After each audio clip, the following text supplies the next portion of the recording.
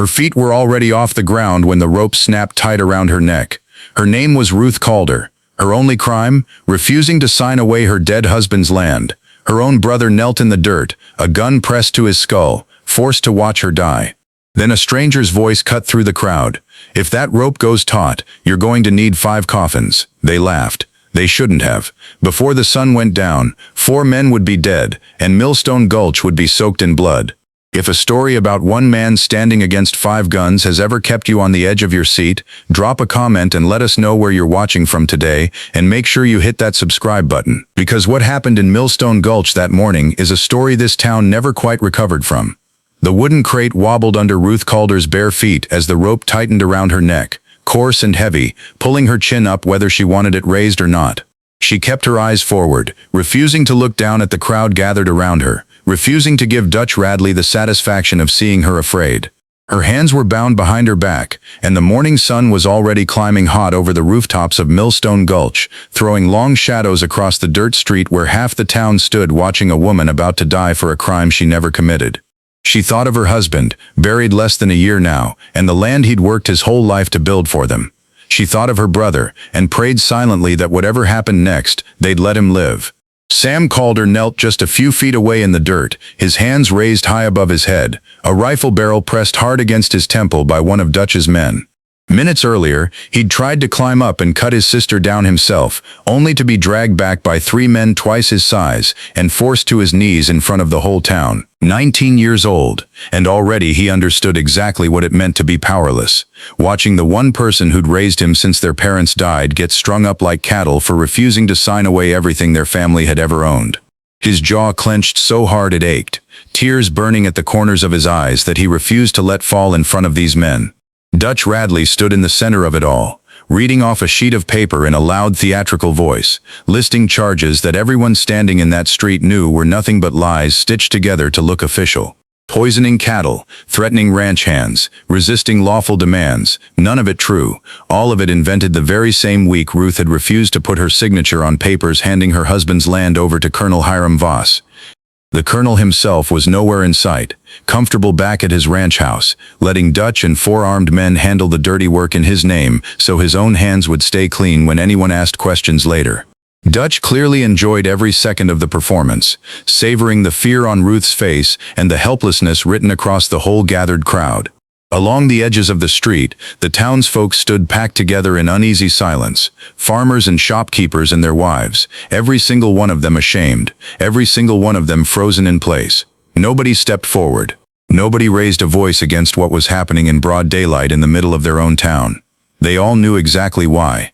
Voss controlled the bank, the feed store, half the grazing land for 20 miles around, and crossing him meant losing everything just as surely as Ruth was about to lose her life. Fear had a way of making good people stand perfectly still while something terrible happened right in front of them, and that morning in Millstone Gulch, fear had every single witness locked in place like statues.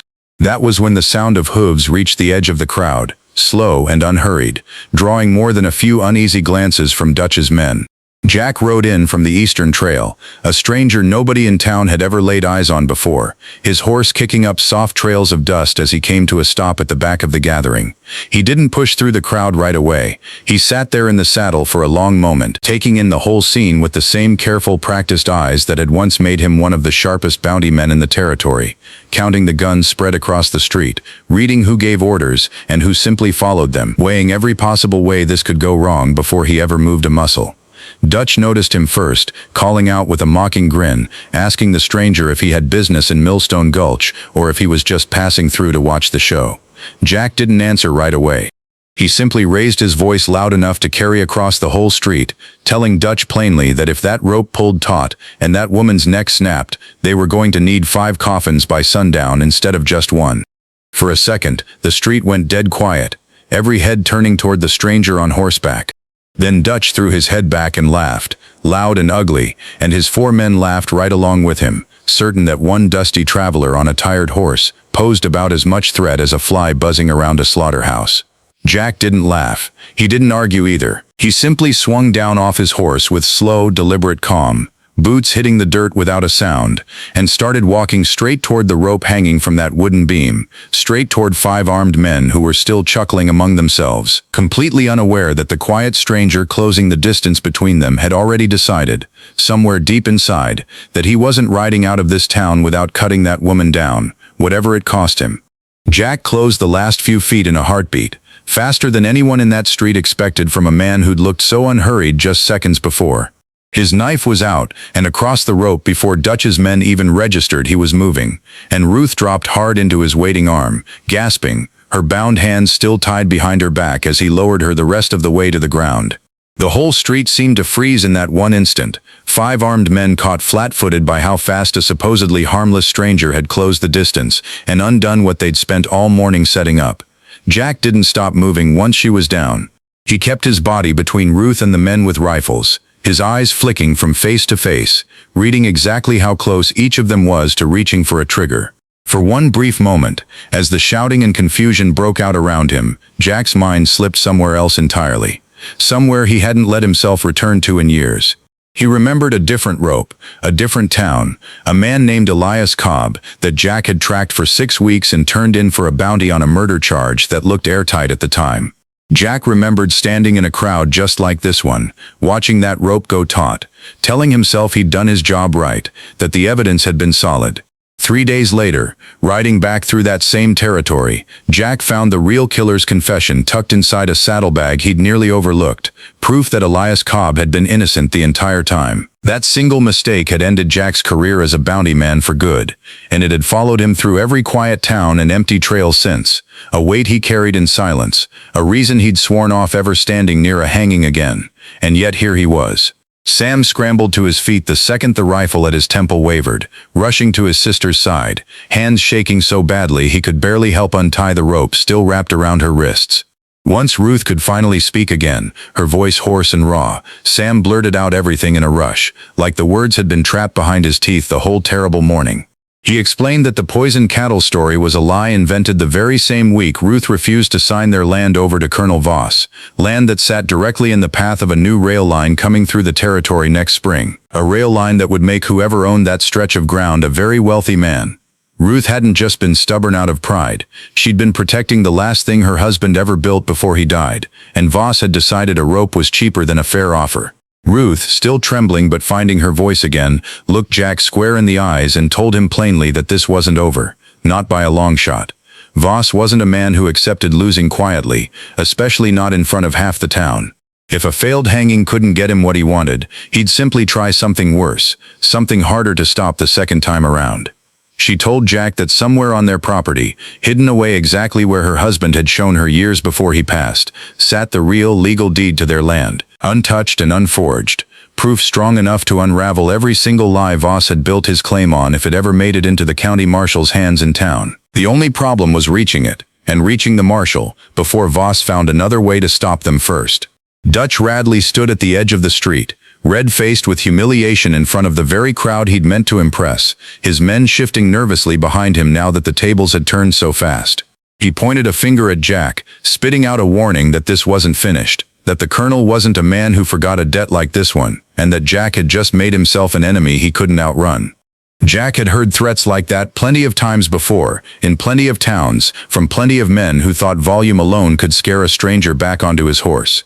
But something in Dutch's eyes told Jack this particular threat wasn't empty bluster, and years of reading dangerous men for a living had taught him exactly which warnings deserved to be taken seriously. If you've ever stayed quiet in a moment when you knew deep down you should have spoken up, or if you've ever been the one everyone judged before they even asked why, drop a comment below and share it, because sometimes the hardest part of doing what's right isn't the danger, it's finally deciding you're done staying silent. Dutch finally pulled his men back, retreating down the street with the crowd's eyes following every step, murmurs rising now where fearful silence had ruled just minutes before. Ruth watched them go, rubbing the raw marks the rope had left on her wrists, and turned back to Jack with a question in her eyes that she hadn't quite worked up the courage to ask out loud yet. Jack looked down the street after Dutch, then back at Ruth and Sam standing together in the dust, 2 people who had nearly lost everything in the span of one morning because they refused to hand over what belonged to them. He thought about every town he'd ridden through since Elias Cobb, every time he'd told himself it wasn't his fight, Every time he'd kept riding rather than risk another rope tightening because of a choice he made. Riding away from Millstone Gulch now wasn't simply an option anymore. Not with Ruth and Sam marked the way they were, not with Dutch's threat still hanging heavy in the morning air. Whatever Voss decided to send next, Jack understood with a cold certainty settling into his chest that it would come faster, harder, and far less merciful than anything the town had seen that morning. Colonel Voss received the news of the failed hanging with a stillness that unsettled even his own household staff, sitting quietly at his desk for a long while before finally picking up a pen and writing out a short letter to be carried east that same afternoon. He didn't waste words on anger. He simply sent for a man whose reputation didn't require explanation in most corners of the territory, a hired gun named Cutter Boone, known for finishing jobs quietly and never leaving loose ends behind him. Voss understood that Dutch had embarrassed him in front of the whole town, and he wasn't about to make that same mistake twice. Whatever it cost, this problem with the Calder land was going to end, and it was going to end soon. 2 days later, Boone rode into Millstone Gulch just past midday, and the moment Jack laid eyes on him from the porch of the general store, something cold settled low in his stomach. He knew that face, that unhurried way of sitting a horse like he already owned whatever ground he rode across.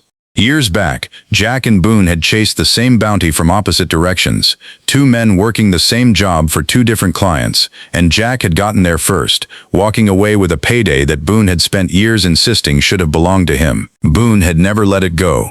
The kind of grudge some men carry the way others carry old scars, quietly, but never forgotten. Seeing Jack standing on that porch in Millstone Gulch, Boone's face broke into a slow, humorless smile. Like a debt he'd been waiting years to collect had finally walked back into view. This time, Boone hadn't come alone. 3 more riders followed close behind him, hard-faced men who didn't bother hiding the rifles slung across their saddles, turning what had been a tense standoff between one town and a handful of ranch hands into something far more dangerous. Word spread through Millstone Gulch fast. Shopkeepers pulling their children off the street, doors locking early, the whole town bracing itself the way people do right before a storm rolls in off the plains. Jack watched Boone and his men ride straight through town without stopping, heading out toward the Calder ranch, and he understood immediately that whatever came next wasn't going to happen in the street in front of witnesses this time. Voss had learned his lesson. This fight was moving somewhere quieter. By the time the sun began sinking low over the ranch that evening, Jack, Sam, and Ruth were working as fast as their hands would allow, boarding up windows with whatever loose lumber they could find, checking every rifle in the house twice, moving furniture in front of doors that had never needed locking before. Sam's hands shook as he loaded shells into an old shotgun that had belonged to his father, and Jack found himself quietly showing the boy how to hold it steady, how to breathe before pulling a trigger, teaching him things no 19-year-old should have to learn in a single desperate night. Meanwhile, Ruth disappeared out to the barn with a lantern, tearing through crates and old trunks that had sat untouched since her husband's passing, searching for the one piece of paper that could end all of this before it even truly began. She found it just as the last light faded from the sky, her fingers finally catching the edge of a false bottom hidden inside an old tool chest shoved into the corner of the barn, exactly where her husband had once shown her, half joking at the time, that important papers belonged somewhere no thief would think to look. Her hands trembled as she pulled out the folded deed, the ink still clear and legible after all these years, her husband's signature steady and unmistakable beside the county seal that made it undeniably real. For one brief moment, standing alone in that dim barn with proof of everything finally in her hands, Ruth allowed herself to believe this nightmare might actually be close to ending. That hope shattered almost the same instant it arrived. Gunfire cracked through the quiet evening air, sharp and sudden, echoing off the barn walls as bullets tore into wood somewhere near the front of the property. Boone's men hadn't waited for morning after all, and they hadn't ridden straight up to the front door either, choosing instead to circle wide and cut off the road leading back into town, sealing off the one path that could carry that deed to the marshal's office before anyone inside the house even had a chance to react. Ruth clutched the folded paper tight against her chest and ran for the house, ducking low as another round of gunfire tore through the darkness behind her, the barn door swinging wild on its hinges as she disappeared into the night. Inside, Jack shoved Sam down below the window line just as glass shattered somewhere above their heads, glancing toward the door in time to see Ruth burst through it, breathless, the deed still clutched tight in her white-knuckled grip. He didn't need to ask what had happened outside. The gunfire answered that question well enough on its own. Positions around the house were already being taken by men who clearly knew exactly what they were doing, cutting off every direction they might have used to slip away unseen. Jack pressed his back against the wall beside the boarded window, listening to boots moving through the darkness outside, doing the math on 3 armed men against himself, a frightened boy, and a woman holding the one piece of proof that could bring this whole nightmare crashing down on Colonel Voss, if only they could find a way to keep it, and themselves, alive long enough to see morning. The first gray light of morning hadn't even fully broken over the ranch when Jack spotted movement along the tree line, 4 shapes closing in slow and deliberate from different directions, exactly the kind of coordinated approach he expected from men who'd done this kind of work before. He checked the rifle one last time, looked over at Sam and Ruth crouched behind the overturned table near the back wall, and told them plainly what needed to happen next. He was going outside. Ruth grabbed his arm, telling him he was outnumbered 4-1, wounded already from the night before, and Jack simply nodded, because none of that changed what needed doing. If those men reached the house, none of them were walking away from this morning, and the deed clutched in Ruth's hand would burn along with everything else Voss wanted erased. He stepped out through the front door alone, closing it behind him, positioning himself squarely between the house and the riders now crossing open ground toward the yard. Boone slowed his horse first, the other 3 following his lead, spreading out wide the way men do when they're confident the numbers are already decided in their favor. Boone called out across the yard, his voice carrying an old familiar mockery, telling Jack this didn't have to end with more bodies if he simply stepped aside and let them finish what they'd been paid to do. Jack didn't answer with words. He simply widened his stance, one hand resting near his holster, drawing on every hard lesson 4 years of tracking dangerous men across dangerous territory had carved into his instincts, patience, timing, and the certainty that the first man to panic usually ended up the first man buried. The fight broke loose fast and brutal, gunfire tearing across the yard as Boone's men fanned out, trying to flank the house from both sides, while Jack moved low and quick between the well and the barn, using whatever cover the ranch offered. Dust kicked up thick in the early light, shouts and gunfire blending into chaos, and Jack felt the sting of a graze along his ribs before he even registered pulling the trigger that dropped the first rider from his saddle. A second man went down near the fence line moments later, caught in the open trying to reload, leaving Boone and 1 remaining gunman circling wide toward the barn where Jack had taken cover behind a stack of split firewood. The remaining gunman broke first, losing his nerve entirely and bolting for his horse, leaving Boone alone in that yard to finish what he'd ridden all this way to settle. Boone stepped out into the open with his revolver already raised, calling Jack's name across the settling dust, and for one long moment, neither man moved, the years of old resentment and unfinished business hanging heavy between them like the smoke still drifting through the yard. Boone reminded him of the bounty Jack had taken years ago, the payday that should have belonged to him, the humiliation he'd carried ever since. Jack told him plainly that a debt this old wasn't worth another man's life, but Boone had ridden too far and burned too much to walk away now without finishing it. The 2 men fired within the same heartbeat, the sound cracking sharp across the quiet ranch, and when the dust finally cleared, only Jack remained standing, blood soaking through his shirt from a fresh wound in his shoulder, breathing hard over the man who had chased that old grudge straight into the ground. Sam didn't waste the chaos. The second gunfire had drawn every remaining rider's attention toward the yard. He slipped out the back with Ruth's horse already saddled, the deed folded tight inside his jacket, and rode hard for town before anyone thought to stop him. He reached the marshal's office breathless, pounding on the door until the marshal himself answered, half-dressed and startled, and listened as Sam laid the entire story out in a rush. The fake charges, the hired guns, the deed now sitting on his desk with Voss's fraud written plainly across every forged detail beside it. The marshal had quietly suspected Colonel Voss for months, hearing enough whispered complaints from ranchers and shopkeepers to know something wasn't right, but he'd never had proof solid enough to move against a man with Voss's money and reach. Now he finally did. Within the hour, the marshal rode out toward Voss's ranch with a small group of deputized townsfolk behind him, men who had stayed quiet through everything until this exact moment, finally willing to stand up and be counted now that the truth sat undeniable in black ink on paper. Voss came out onto his porch expecting Boone to arrive with news of a job finished, and instead found the marshal waiting with the real deed in hand and a list of witnesses ready to speak against him for the first time in years. His own ranch hands, hearing that Boone was dead and Voss's fraud exposed for everyone to see, laid down whatever loyalty they'd been paid for and simply walked away, leaving the colonel standing utterly alone on his own front steps. He was arrested quietly, without a single shot fired. The same porch where he'd once given orders, now the exact spot where his empire finally came apart. By the time word of Voss's arrest reached the Calder ranch, Jack was sitting on the porch steps, letting Ruth clean and wrap the wound in his shoulder with hands that had finally stopped shaking. Sam returned just past midday, exhausted but grinning for the first time since any of this had started, and Ruth read the news of the colonel's arrest out loud like she still couldn't quite believe the words were true. The land was theirs now, fully and legally, safe from Voss and every man he might have ever sent after it again. Jack stayed through the rest of that day and one more quiet night, making sure nothing else was coming for the Calders before he finally saddled his horse the next morning at dawn, the same way he'd ridden into 100 other towns before this one.